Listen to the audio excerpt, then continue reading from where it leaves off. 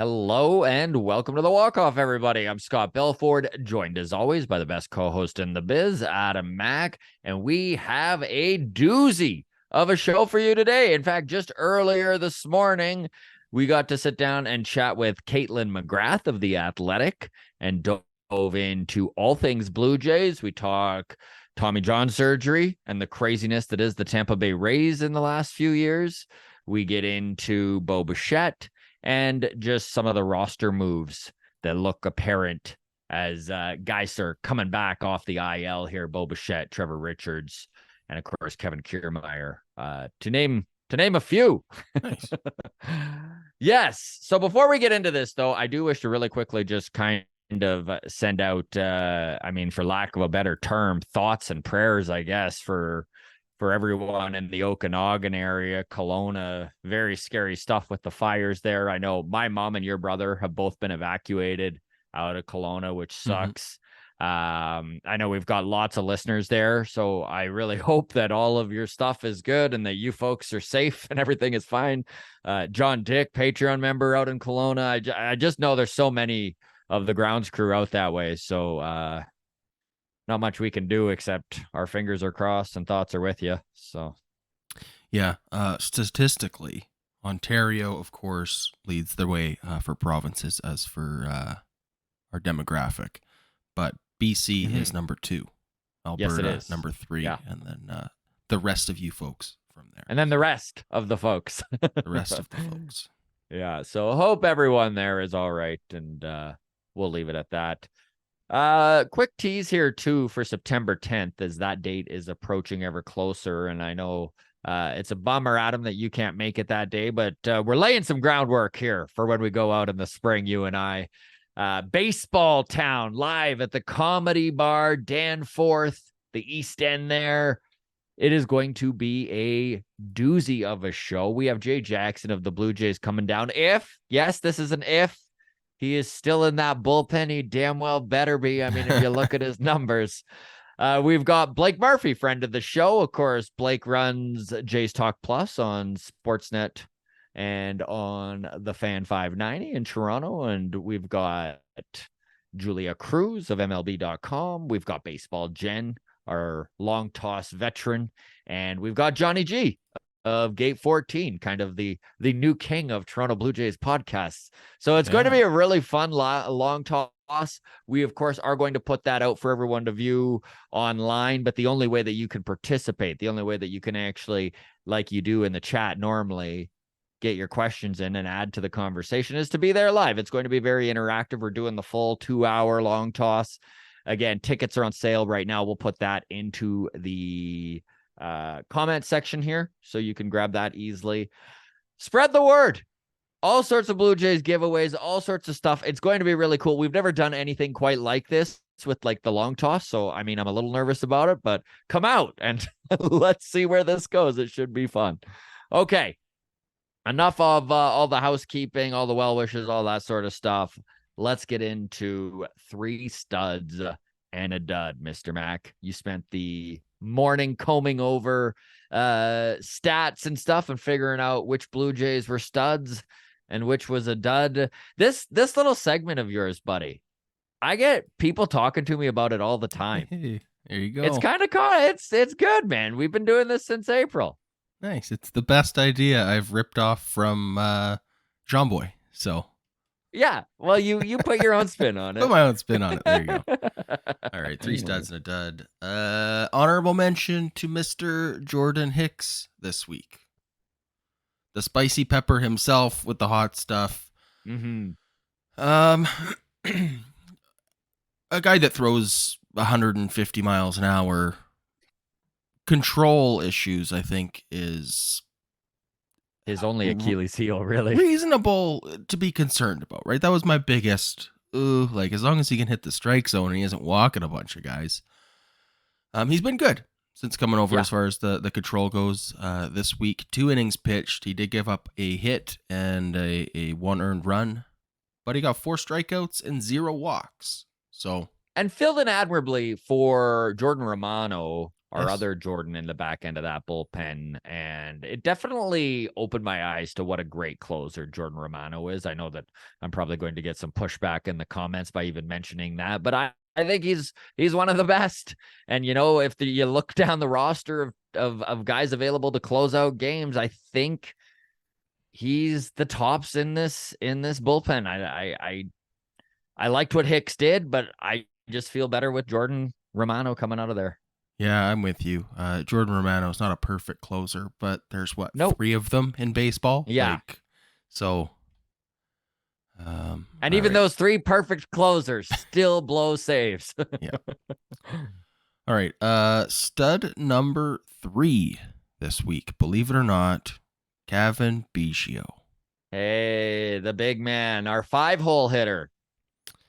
5-hole hitter. Hopefully that's rectified as guys come back, but he is filled in admirably. He's done good, man. He's done good. Famously good since May, as I get trolled for pointing out.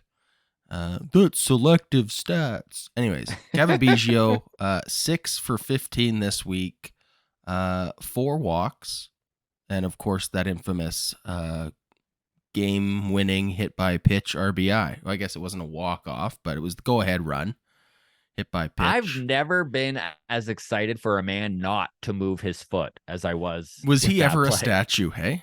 Just took it. He knew it was going to hit him, and he just took it. It was beautiful. He looked like April's version of Brandon Belt in that batter's box. Just a statue.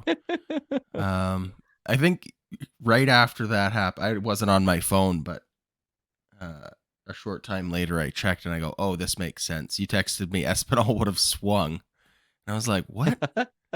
When did he? Oh, yeah, it was probably right after Biggio. Yeah, it was literally that. I was just ball busted, but yeah. Yeah. Of course, that's good. Anyways, Cavan Biggio, 400 batting average this week, a 971 OPS.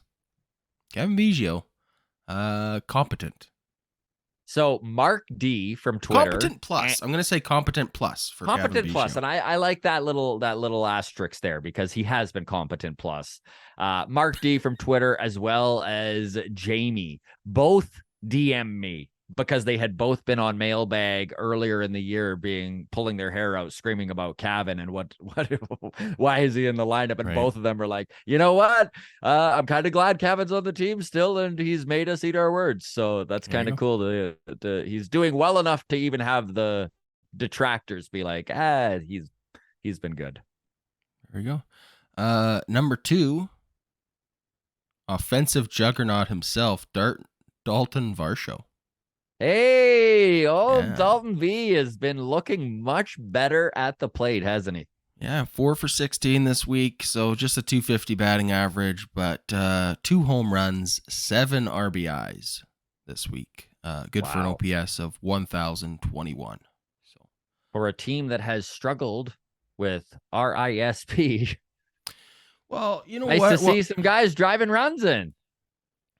I mean, not to get too toxic positivity here, but considering Bo Bichette's out of the lineup and Vladimir Guerrero continues to hit well under 300 with an OPS in the 6s, having guys like Biggio and Varsho and Danny Jansen and step up, chip in and carry the load offensively. And then, of course, with the pitching staff, we only need a few runs most games, it seems. So. But we still need some. So, tip of the hat to Daulton Varsho. Stud number 1, Yusei Kikuchi. Yes. 6 innings pitched, gave up 1 earned run, 7 strikeouts versus 0 walks. You can't say enough good things about Yusei Kikuchi, can you? No. He's been absolutely unbelievable. So this is crazy. Yusei Kikuchi has walked 1 or fewer batters in 14 of his 24 starts, 2 or fewer in 21 of 24. And I kind of made this comparison with Kaitlyn McGrath, which we'll get to that interview in just a second here. But this is why Robbie Ray succeeded. In 2021, Robbie Ray had incredible stuff and eliminated walking guys, which is always his Achilles heel throughout his career. And it's been the same for Yusei Kikuchi, putting men on base because they do allow the odd home run. So if you can limit that to a solo rather than walking two guys and making it a 3-run bomb, it's definitely going to help your numbers. And I mean, the result has been incredible. He's allowed one or 0 runs in half of his starts at him. MLB leading 13 games with 1 or fewer earned runs. It's insane what he's doing. Best $10 million pitcher on the market right now. Arguably, yeah. All right, we're going to pivot to the duds. This one hurt. Honorable mention, Gary Gausman. Yeah. 5 1/3 innings, gave up 5 earned runs, 4 strikeouts, which is low for him, versus 3 walks, a whip of 188, an opponent batting average of 318. He got hit around in his one start.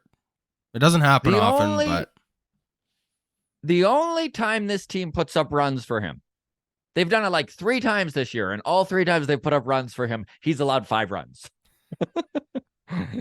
Thanks for those 4 runs of support. Here's 5 for the other guys. Here's 5 for the other guys. Yeah. Dishonorable. No, that was dishonorable mention. Gary Gausman. Dud this week. Full on dud. I mean, I think he's been a dud every week since he's been here, even if he hasn't actually cracked the lineup. Paul DeYoung, like 1 for 13 this week, 0 walks drawn, 6 strikeouts, a .077 batting average for the week, which is actually a good week for him since he's come to the Blue Jays. His average with the Jays since joining the team, 0.68. Yeah, he's been an offensive black hole since joining this Blue Jays team. 0 walks, 18 strikeouts for Paul DeYoung since joining this team. Contributing nothing on the offensive side. Now, if there's any silver lining, is that he has filled in admirably at shortstop. It definitely hasn't been as nerve-wracking as maybe it could have been with a guy like Espinal. Espinal normally very good defensively, but we've gone over this time and time again. The 2023 season, whatever has happened to his defense has been ugly, and he's been a below average defender. And so I guess the Blue Jays front office felt they had to go out and get a guy like Paul DeYoung as a safety net for Bo Bichette. But I think the fan base can't wait for Bo to be back. And it might not be today. He is going to be flying into Cincinnati. I guess Kaitlyn McGrath was kind of saying that he is flying into Cincy, but probably won't. They're going to give him a day to just see how he feels after playing for the first time in the field since his 2 week stint off. See how his body recovers, and then he'll be in the lineup tomorrow. It can't come soon enough. Really can't. It really can't. Excited to have Bo back in the lineup. I'm looking at the numbers here since the All-Star break.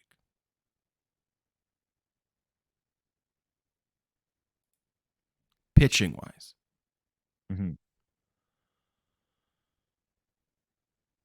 Some things are standing out to me, Scott. And I want to pose you this question. And I know we got to get to the Kaitlyn McGrath interview. How do you power rank our starting pitchers? Like, we've talked this before. Wild card series. Who's your 1-2? Who's your third game guy? I mean, Gausman's in there in Sharpie, right? He's not going anywhere. He's number 1. I do bring this up with Kaitlyn, and basically, I think you're right. Like old Kev Gausman, Gary G, he's in there no matter what. He is, numbers aside, everything aside, you can go just on feel with Kevin Gausman. He's your number 1. He's going to slot in no matter what pitcher you're facing, no matter what the scenario. He's game 1. Now, what Kaitlyn said, and I got to agree with this, is that this front office is very numbers orientated, analytically driven, and if they run into a scenario where this team doesn't face left-handed pitching very well, that solves a lot of problems. That just means Yusei Kikuchi is one of those three guys, right? I think they very well.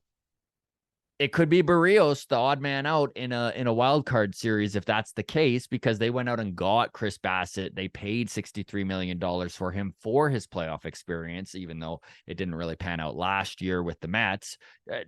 Year to year, though, but he's got far more experience in playoff games than any pitcher on this team currently with the Blue Jays, and that may be the way they go, but time will tell, I guess. Since the All-Star break,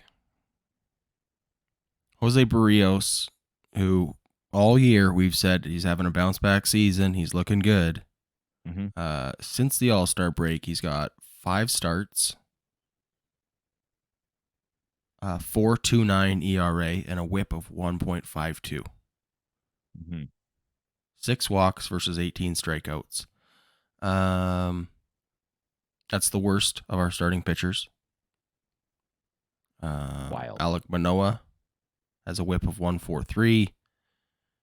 Anyway, yeah. The point I want to bring out here, Yusei Kikuchi has a whip of 0.99 since the All-Star break and an ERA of 1.19. Which is tops in Major League Baseball. It's insanity. Old Gary Gossman. You're like, it's just straight up craziness is what it is. It's yeah.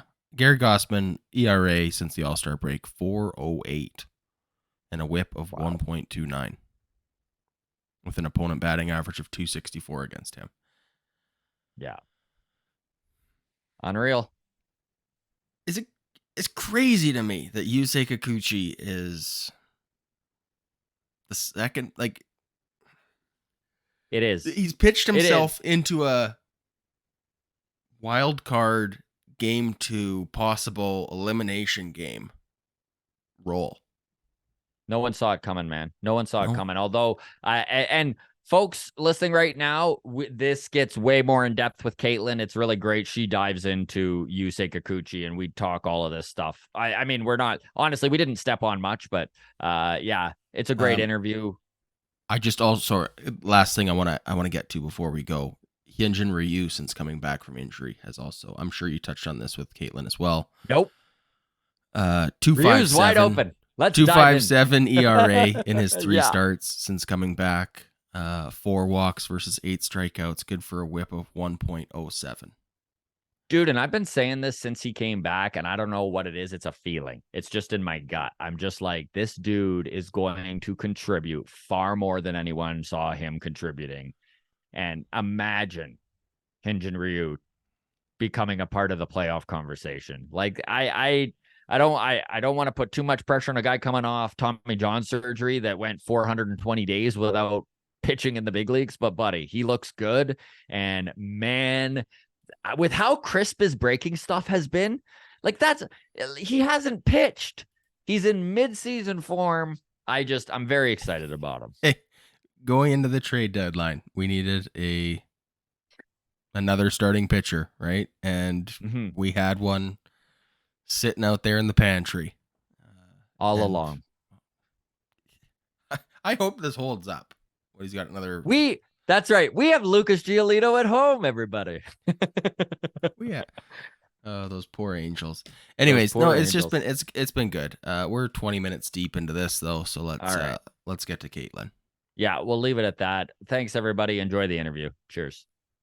Very excited to be joined by today's guest, writer and reporter for The Athletic, Kaitlyn McGrath. Welcome to the Walk-Off. Thanks for taking the time. Of course, yeah. Thank you for having me. Yeah, I'm excited to talk baseball with you. I just want to start with great job on the article about Jay Jackson yesterday. It was so fun to read. Just such an awesome dude. Yeah, thank you. I know it's one of those stories that I've been trying to get together for a few weeks. We've all kind of known what he's been dealing with his son out in Salt Lake City, and periodically checking in on him and getting updates and stuff like that. So it was good to finally have the time to sort of sit down, write it, get the latest update on everything. And so luckily everything's going well with JR, and, just hoping that all continues to go in the positive direction. Well, we had him on the podcast a couple weeks ago, and I've been loving watching how the Toronto fan base has like just the energy that everyone just is sending him, and just how invested everyone is in this story is so cool, because he's about the most determined dude you can meet. Like it's wild. Yeah. The obstacles he's overcome.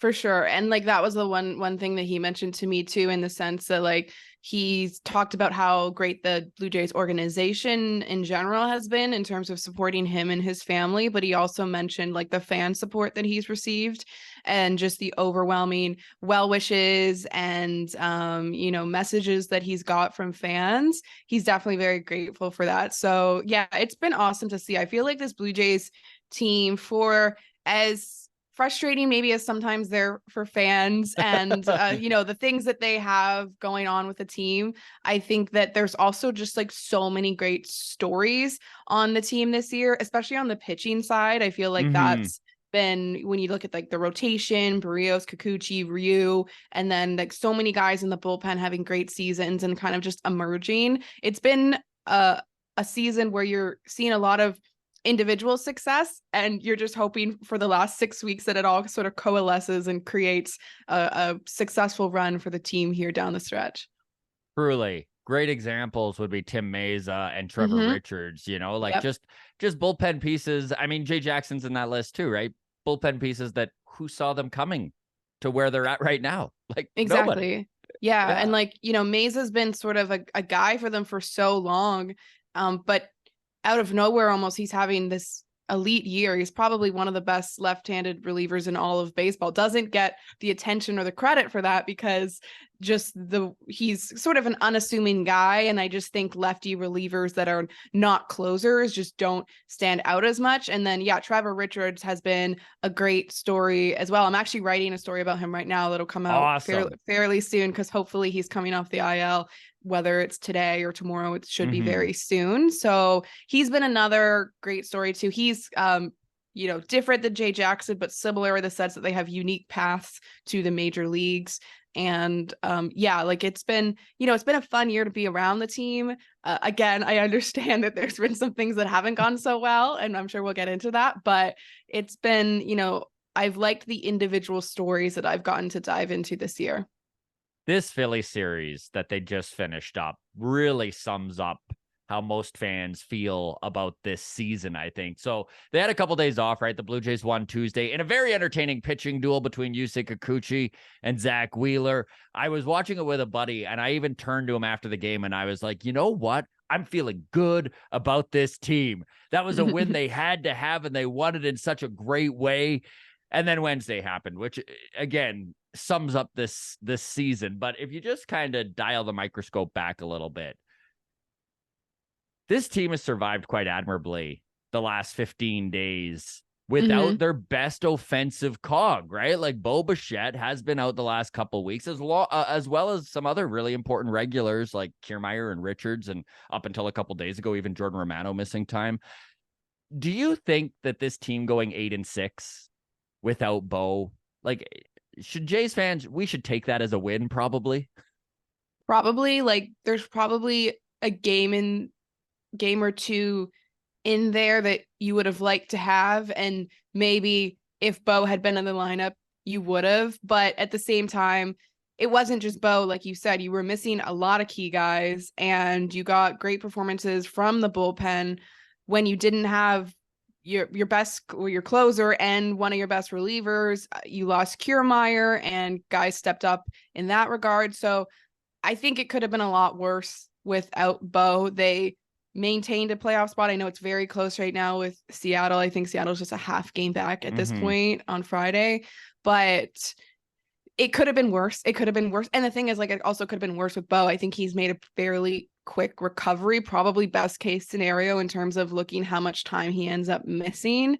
It's probably going to be like 15 games, I guess, if he doesn't come back. If he doesn't come back Friday, which I think I heard him talk after the last rehab outing in Buffalo, it sounded like Friday will be kind of an off day for him, probably just see how he responds. And then he indicated he'd be back in the lineup Saturday. So So not today, but maybe tomorrow, fingers crossed. Exactly. Yeah. So if you get him for, still an important series in Cincy, you especially get him back for a very important series in Baltimore, though. Do you think with some of these regulars coming back, there'll be a boost to the club?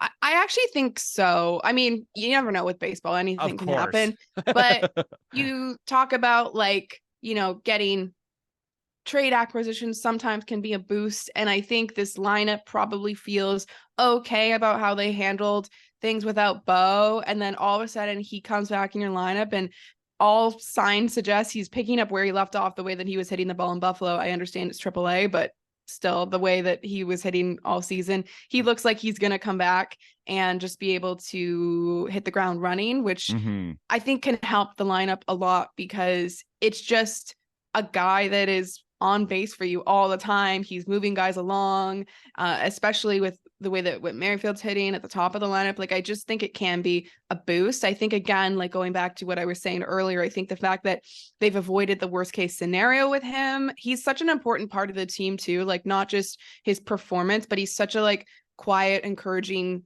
leader, team first guy. He just brings an aura to the team as well. And you notice when he's not there, in the Philly series, it was oh, Bo's not here. You notice when he's not around. And so I think not only just getting him back and being around the team, but obviously getting him in the lineup, I think it can be a boost. And I think it can be a signal to the team. It's okay, here we are, full squad's ready. Let's do it now.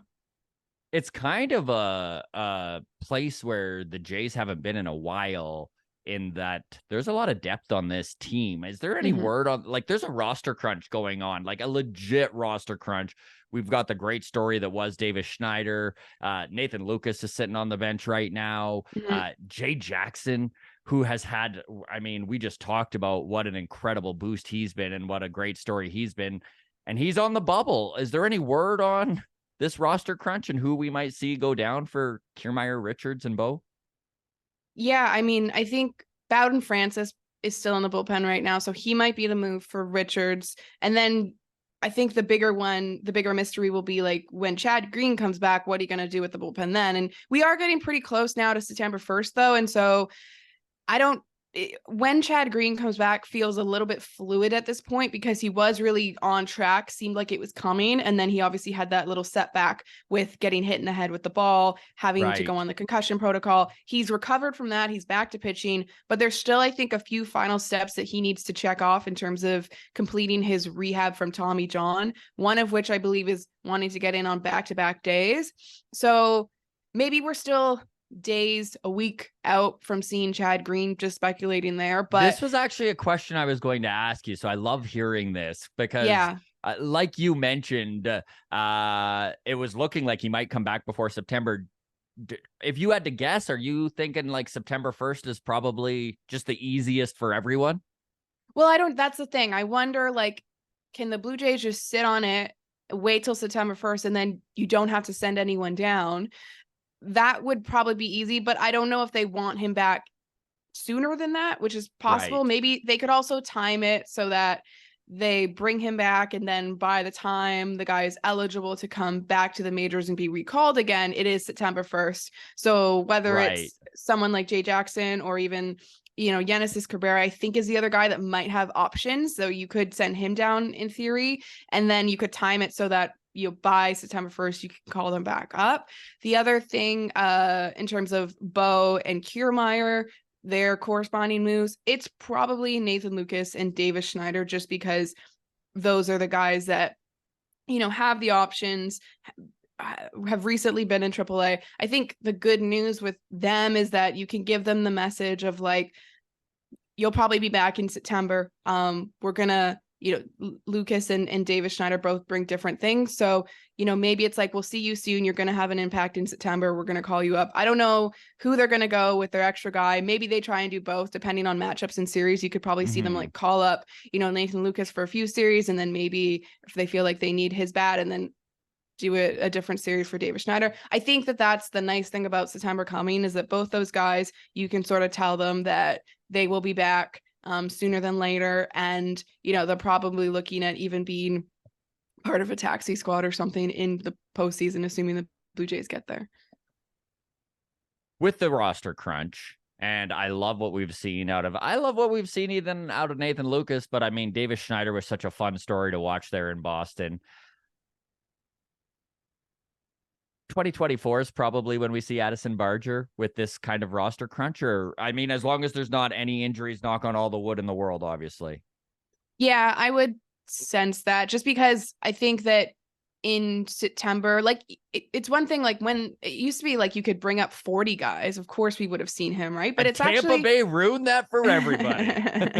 But like the fact that that's only 2 now, like you have to be pretty selective with that. You actually need to bring guys, you're bringing guys that are gonna contribute and help to your team. You're not necessarily doing it the old way where you were just like bringing guys up so they could get a sense of like what the major leagues were like, and that if you were, you know, winning by a lot or losing by a lot, you could get some guys some at bats and some innings and whatnot. So it's not like that anymore. It's a lot more strategic, I guess, and, you know, competitive, which I kind of wish there was a more of a middle ground. I was actually talking to somebody about this the other day, and I think 28 is not enough. I think 30 would be a better number, because then I think you could bring 2 position players back and 2 extra pitchers. And I don't think having 30 players on the roster would all of a sudden make it so that we're having like 3.5-hour games again, and have like it's not that many extra players. And I think it just makes more sense in the fact that like 28 doesn't really even feel like expanded rosters. Mm-hmm.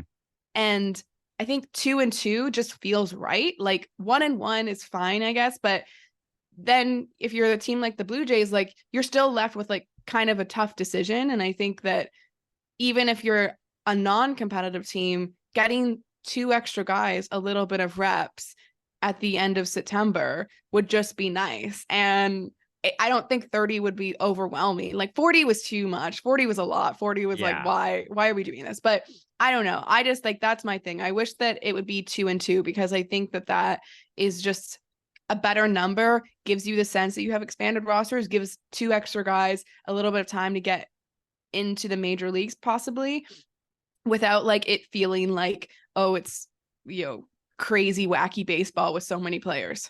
I'm really with you here. I love that idea, especially if your main concern in Major League Baseball, right, is that they're not stacking their bullpen. Then just make it 2 and 2. And that's one thing that these diminished expanded rosters has done, is that it used to be such a reward to some of these guys in AAA, like an Addison Barger, who has had a decent season since coming back from injury, and like to give them a taste of the big leagues and maybe a feel for a playoff race. And that's just not an option teams have anymore. Yeah, especially when the AAA season finishes. I know it goes later now than maybe it used to, but yeah, it used to be like a nice sort of carrot at the end of the stick, I suppose, where you could just have that opportunity and you could mix it up too. And yeah, if you had 30, maybe you call up one guy for 1 series or 2 series, and then another guy, like maybe it's not the same guy for the entire time. And again, like I think you're still using it kind of strategically. I don't think you're just like tossing guys a roster spot because you have them. I think it still would be like you need someone who would match up well against this team and that could step up and help you a little bit. But just that extra 1 or 2, I think just gives a little bit more flexibility to the teams and gives more players that little bit of hope that like, okay, maybe at the end of the season, I am going to get a bit of an opportunity here. You sold me, Caitlin. I'm on board. I love this idea. Okay, so we're going to see how clairvoyant you were in last off season on a scale of 1 to 10, 10 being 100% above expectation, 1 being you called this right from day 1 of the season. Yusei Kikuchi 2023 performance. What's your number, Caitlin? Well, I think I actually, when I did my preseason predictions, I think I actually put him down something like he would have a sub-4 ERA. I think I said that. And let's so I give was it to right. You. Yeah, you were right. I should have looked at what exactly. I know a lot of my predictions were very wrong. I think we don't need to bring those up. Yeah, but I think there's some that I might be on track for. Like I think that I said Bo Bichette would win the batting title, and like it's gonna be pretty close. He's gonna be around there. And I know I predicted Bo Bichette would be an average shortstop this season, which I'm feeling pretty good about. Yeah, for sure. He's definitely been league average defensively. And I think that even though he missed all those games, he's going to come back and he's still going to be pretty close to the American League lead in hits. Like, I think the last time I checked, he was still leading. Simeon was a couple behind him. So I don't know, maybe he's caught him by now, but like the way that Bo's hitting, I think he's still going to lead the American League in hits, even though he missed like 15 games. Yusei Kikuchi has walked one or fewer batters 14 of his 24 starts, 2 or fewer in 21 of 24. It's literally like Robbie Ray 2021, right? Like just extreme stuff. And now he's eliminated the walks. As a result, Kikuchi has allowed 1 or 0 runs in half his starts, which is just crazy. So if you, Kaitlyn McGrath, was making the call, is Yusei Kikuchi one of your 3 pitchers in a playoff series in a wild card? I think he is. I do think the Blue Jays will have this lengthy discussion when it comes down to it. I think that you're weighing like a lot of different things. Like Jose Barrios has had a really great season as well. Probably a little bit better in the first half and middle. Maybe he's still been fine overall. And I think he's giving you exactly what you wanted when you signed him. You're obviously going with Kevin Gausman game 1. I think that's a no-brainer. And then I think that you're knowing the Blue Jays and the organization that they are, they're probably really going to be playing the matchup game. And yeah, I think Bassett's. How do you feel about that? Do you like the matchup game?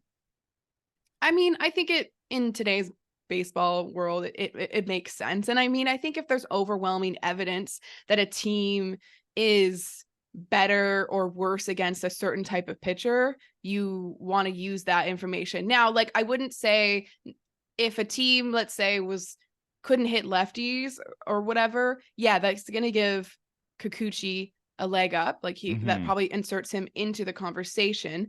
But I wouldn't say like, oh, all of a sudden you're starting Kikuchi on game 1. It's like, no. Gausman's game 1. So I think like there's common sense and there's gut feel. And I think you have to go with that, like go with your best guy. But I think if you're like, oh, if it's a toss up between say Bassett or Kikuchi, then I think you got to lean into the numbers and say, okay, who makes more sense? If there's a team that, like they hit a sweeper well and they hit righties well or whatever, like maybe you're not going with Chris Bassett for that one. But I think like the Blue Jays will weigh a lot of different things. And I think numbers will have a say in it. But I also think, like, I remember when they signed Chris Bassett in the offseason, and one of the things that Ross Atkins talked about specifically with signing him was his playoff experience and the fact that he's made playoff starts. And I know last year's against the Mets didn't go so well, but he has had really big starts previously to that with the A's. And so Kikuchi, I don't think has made a playoff start ever, right? So that's another thing that you might be factoring in. Barrios has been in the postseason with the Twins, I think, in weird 2020 year, maybe. But I think that you would go with Gausman for sure, game 1. And then I think you would sort of have a discussion about everyone. The good thing with the Blue Jays is that like they're built for the playoffs. They have to get there, and that's the biggest thing that they have to achieve. Because I think once they get to the postseason, I think they actually could be a pretty dangerous club, because you look at like they've got a 4-man rotation that any team would die to have. They've got, we talked about, a deep bullpen, and they have a dangerous offense. Obviously, their offense hasn't been performing as we all expected it to, but you look up and down that lineup and there's not many easy at bats. And so I think they're actually, and the defense is another thing. Like the defense saves a ton of runs. And so we look at the collapse last year in the postseason and what didn't go right. Well, bullpen and defense. This year, they're so much better built for that. They're better built for those tight playoff games. And they've played a lot of tight playoff-ish games this season. So to me, like, they actually look like a pretty dangerous playoff team. It's just a matter of getting there. And that's basically what sums it up, is if they get there, the playoffs aren't a given. I know we mentioned already that they're really in a fight here with the Mariners, who's only like half a game back. Do you have a checklist of things that would need to happen to see this Jays team make the playoffs? Like, and maybe even for some of us Jays fans there that are in more of a panic 6 weeks out than we really should be, can you put a positive spin on where the Jays are at and what would need to happen for them to get there? Well, I think the pitching just got to continue to do what it's been doing. I think that more or less, like, you're liking what you're getting from all your starters at this point. You're liking what you're getting from the bullpen. We already talked about how the bullpen is going to get a little bit even stronger in the next couple of days with some guys coming off the IL. I think that the offense has been better lately. I think that looking at hitting with runners in scoring position, which I know has been something that has not gone well for the team basically all season long. The numbers have not been good, but actually this month they're finally starting to turn. I know like the Blue Jays have still lost a few games and they still had that like weird game where they won it based on Cavan Biggio getting hit in the foot, which is, not the typical strategy, but still works for them sometimes. But I think that actually like the runners in scoring position numbers are starting to turn. That's been one of the most sort of weird, frustrating things because there's nothing you can say. There's nothing anyone can say about hitting with runners in scoring position. Like there's no magic formula. Everyone that looks into these numbers, that studies these numbers, they say there's a lot of noise in those numbers. Like how you hit with runners in scoring position isn't predictive of really anything. It is a lot of times just random. It's sequencing, and the Blue Jays have a lineup full of good hitters and their raw hitting numbers, their raw offensive numbers, put them in the upper half of the league. It's just they haven't been getting those timely hits. And of course, it probably that gets into their heads. It's probably a mental thing at some point, but you're starting to see it turn lately. And so I think, especially to ensure that they're not just getting into the postseason, but probably going into the postseason with some momentum, I think it'll probably take the offense to sort of get going here. And again, like we talked about, maybe Bo coming into the lineup helps that a little bit. Maybe getting Kiermaier back helps that a little bit. And I think overall, you just got to take advantage of some of these softer spots of your schedule that you have left. Cincinnati's an interesting team. That's going to be a pretty tough series. It's an important series for Cincinnati as well. Baltimore, we know how the Blue Jays have played against Baltimore this year. And so, those are two tough series, but looking down the road, you still got games against the A's. You've got games against the Rockies. You have games against the Nationals. You've got more games against Cleveland. Like there is still some remaining soft spots of your schedule before you get into like what is going to be a very difficult September. I mean, now, like, depending on where the Yankees are at, like, they might be like the soft part of your September schedule. Things have changed, but they still have, and even the Rays are still a good team, but they are hurting right now. And yes, so they are. That's going to be interesting where the Blue Jays are at. I think if they're, maintaining a playoff position by the time they enter that stretch where they play Yankees, Rays, I think they'll be in a good spot because I do sort of like them towards the end of the year carrying more momentum than, say, a Yankees team that presumably will probably be out of it by then. And then, you never know with a Rays team. They might be trying to hold on to their own wildcard spot at that point. Truly. So speaking of stats, sample size, luck, very similar to this runners in scoring position, I'm really curious on your opinion on the following here, because I saw this list a couple days ago and it kind of blew my mind.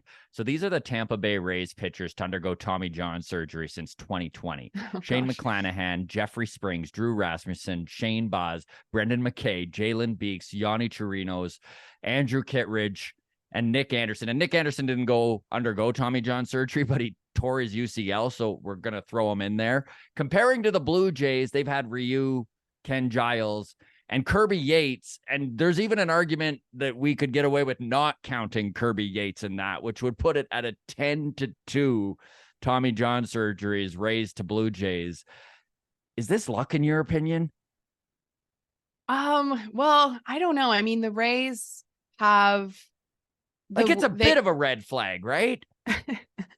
It seems so. I mean, the way that the Rays, collect pitchers, and they do sort of have a history of collecting pitchers that are somewhat cast-offs from others. And so maybe, other organizations see something in the arm and, the Rays use them for what they can. And then they unfortunately go down. It's on, I haven't looked into the Rays organization sort of enough, and I don't know enough about their, strategies and their organization to sort of comment on it. It is weird. It is a lot.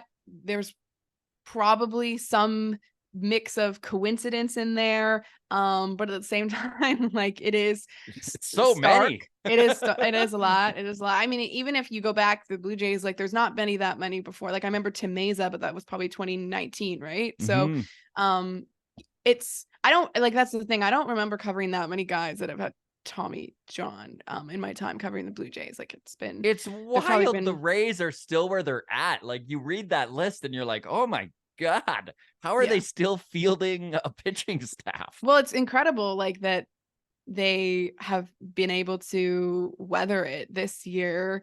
And I just like don't even know how many. I don't even know who's in the rotation at this point. I mean, Aaron Savali, I know they traded for him. I think Glasnow was dealing with something, although I don't think it's totally serious. Like I think he's gonna be back. Yeah. And you know, they've just had such a wild year. I mean, they're very lucky they built the lead that they built at the start of the season with the crazy stretch they were on in April and May. I mean, the way that they've come down to earth. Their offense has come down to earth a lot. They had a horrible July. They had one of the worst months in franchise history. And they still came out of it with, they lost first in the division. The Orioles overtook them during that month, but they still have a pretty cushy lead in the wild card race. And they've sort of been able to maintain that. So it's just incredible. Like I remember looking at the standings in May and just thinking like, well, the Rays are going to run away with it. Like there's no chance for anyone else. And that's not happened. And I do think the odds are the Rays will still make the postseason, but like it's a lot closer than anyone thought. Yeah, isn't it? It's wild. Kaitlyn, I don't want to keep you longer than you have. Do you have time for one more question here? Yes, one more. Yes. Yeah, one more. Okay. So we have a faction of our listeners that are absolutely convinced that this Shapiro and Atkins regime, their jobs are safe no matter what. And they're not happy about it, but they are convinced that it doesn't matter what goes on in 2023, that we're going to see them back in 2024. What's your thought on the job security of this front office? Is it fair to think that at least Ross Atkins should be feeling some heat if the postseason doesn't happen? I would agree that my general sense is that they're probably both safe. Shapiro especially so because he's just for all intents and purposes largely running the business side, and there's still a lot happening on the business side, including significant massive renovations. And so he's going to be around to see those through for sure.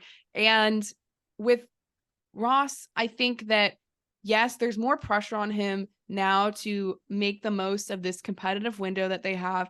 The ownership has spent money on this team. They've built a competitive team. And I do think that has to be playoffs this year. And it's not just getting into the postseason. Like we've seen them get into the postseason. It's winning a game. It's winning a series, but start with winning a game and then win a series and make a run. Like I do think that has to be the priority for this team because you've had Bo and you've had Vlad for 5 seasons now. And of course, the first few seasons weren't going to be competitive. We all knew that. But starting with 2021, not really including the 2020 weird season, but starting with 2021, that was your window was fully open. And obviously they missed it by 1 game that season. A lot of things were working against them, understandably so. That was very sort of devastating for the team. But I think that, they need to win in the postseason. They need to get in the postseason. I think we'll probably see Ross here next year just because this organization doesn't tend to make sort of like rash, reactive decisions. And so I think that he will continue to be able to see through like the contract that he signed. I think like a year or 2 ago, he signed like a 5-year contract. Not that they sort of openly talk about it, but that's my understanding. So I do think this organization will give him the runway to like see that plan through. But I do think that there has to be pressure on him. And, I think the Blue Jays responded to last year's loss well in the sense that they saw what their weaknesses was and they improved in that. And I think that it was hard. It's even people like me that just like cover the team. I think it was hard to foresee how much of a step back the offense would take. And it's not even like they've taken a huge step back. It's just like the run scoring has not been there. So it was kind of hard to foresee that. But, I do think this team probably still has the potential to have their best baseball ahead of them. They kind of need it. Like, I do think they sort of need it right now because, the Seattle's Mariners are right on their pressing. tails. Yeah. The Mariners are right there. They have some really important series. They have some opportunity to take advantage of their schedule, and they need to do that. And, this is just the time for the team to sort of step up and be that competitive, really tough to beat team that they want to be. Kaitlyn, I could talk baseball with you all day. Thank you so very much for taking the time and being so generous with it to join us. All the best, and hopefully we can convince you to come back. Of course. Yeah, anytime. Thank you so much for having me.